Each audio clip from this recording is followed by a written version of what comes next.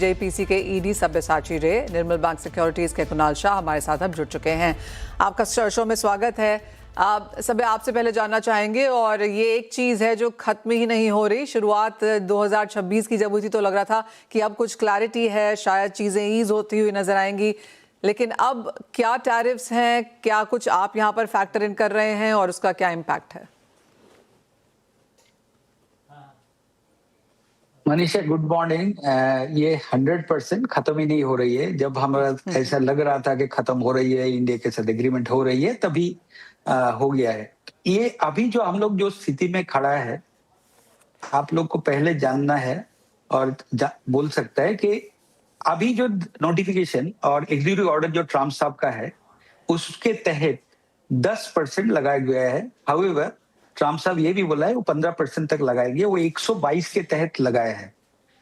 और जो international emergency economic powers act IEEPA जो बोल रहे हैं 1977 का, वो सुप्रीम कोर्ट का जो वर्डिक्ट है उसके तहत उसको टर्न डाउन हो गया है कि अमेरिकन प्रेसिडेंट का उसके तहत इतना पावर नहीं है कि अभी भी कोई भी टैरिफ उधर पर सबका कंट्री के ऊपर अलग अलग टैरिफ लगाने के लिए।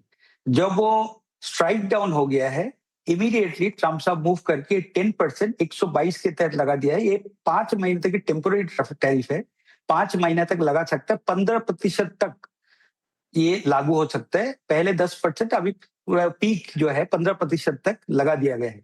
लेकिन जो पहले और इसके अंदर जो फर्क है, ये हम लोग को देखना पड़ेगा। पहले जो था, डिफरेंट कंट्री का डिफरेंट टैरिफ लेवल्स था।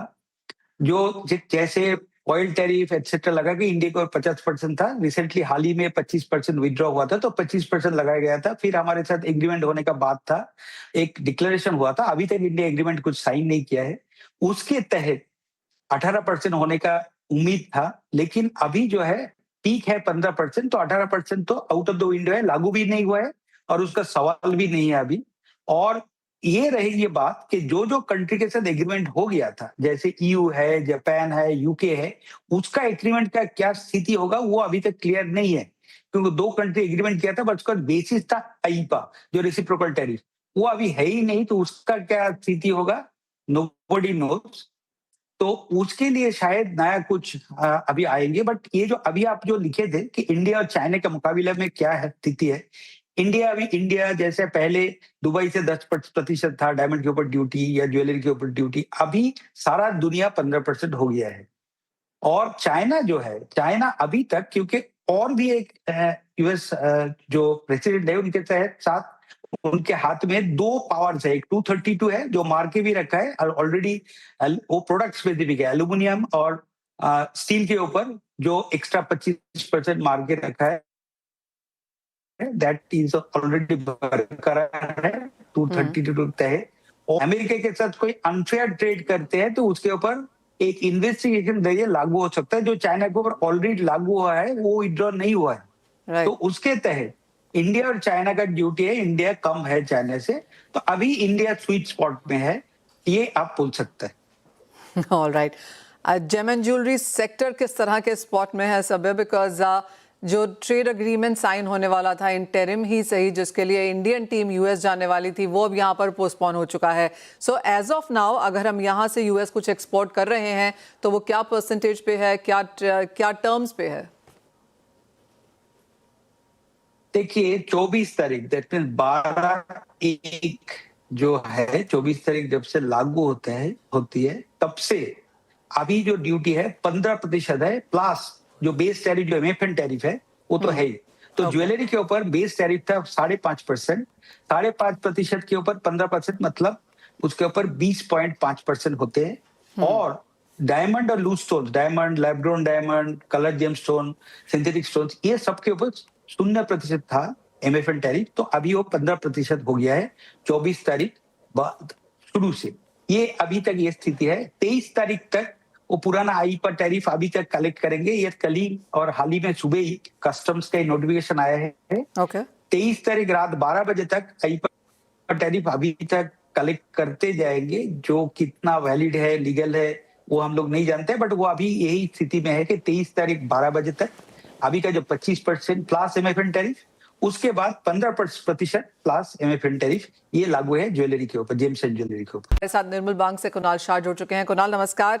चांदी से शुरुआत करते हैं, लेकिन क्योंकि सुबह उठते से ही 5 से 6% तक की तेजी हमने इमीडिएटली यहाँ पर मार्केट्स में बनते हुए देखी, एंड इन सम सेंस वहीं पर कारोबार।